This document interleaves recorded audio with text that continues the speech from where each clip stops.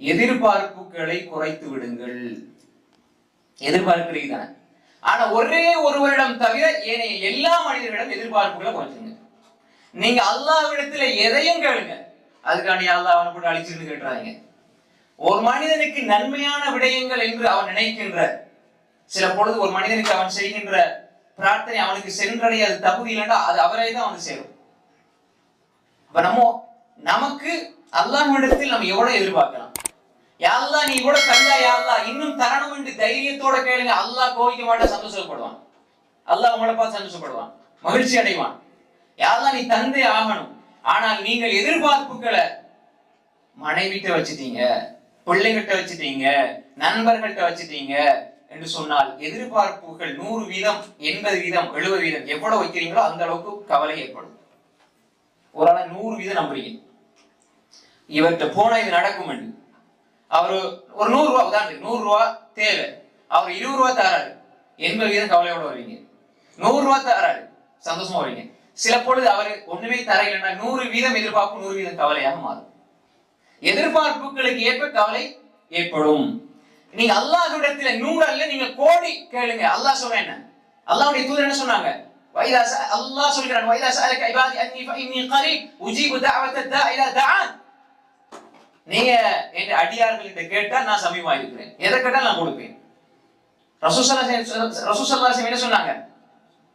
நீங்க அல்லாஹ்விடத்துல துஆ கேட்டால், ஒரு மனிதன் அல்லாஹ்விடத்துல துஆ கேட்டா ஃபல்யஸிமி மஸ்அல, உறுதியா கேளுங்க. யா அல்லாஹ் எனக்கு இத தா நீ தருவாய். அல்லாஹ் ரப்புனி, என்ன படைச்சவன் நீ, எனக்கு இத தான்னு நீங்க உறுதியா கேளுங்க.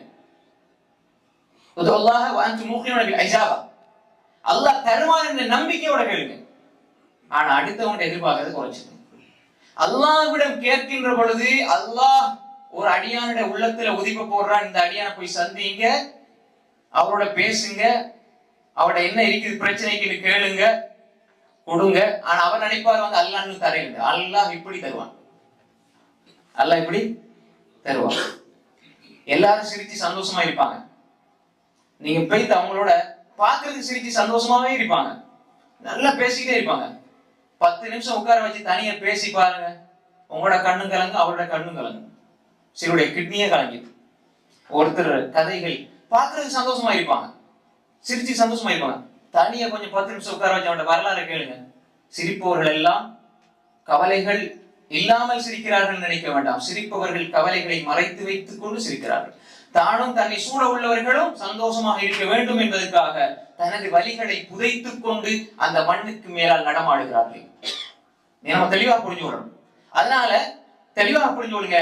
எதிர்பார்ப்புகள் எந்த இடத்தில் இருந்தாலும் எதிர்பார்ப்புகளை குறைங்க. நீங்க ஒரு வீட்டுக்கு போறீங்க, நீங்க நினைச்சிட்டு போறீங்க, உங்களோட ரொம்ப பழக்கமான நண்பர் வீட்டுக்கு போனா இவர் இப்படி என்ன வெளியே நின்று வரவேற்பாரு, இப்படி இதெல்லாம் தருவாரு, அப்படி இப்படி எல்லாம் நிறைய நீங்க கற்பனையோட போறீங்க. நீங்க போற நேரம் வாசல்ல போறீங்க, அவர் போன பார்த்து பாய் வாங்க அப்படின்னு அவர் போன திரும்புவாரு, சொல்லுங்க பாய் இப்படின்னு போன் பண்ணா எப்படி போன விட்டு கடை வந்து அப்படின்னு போவாரு.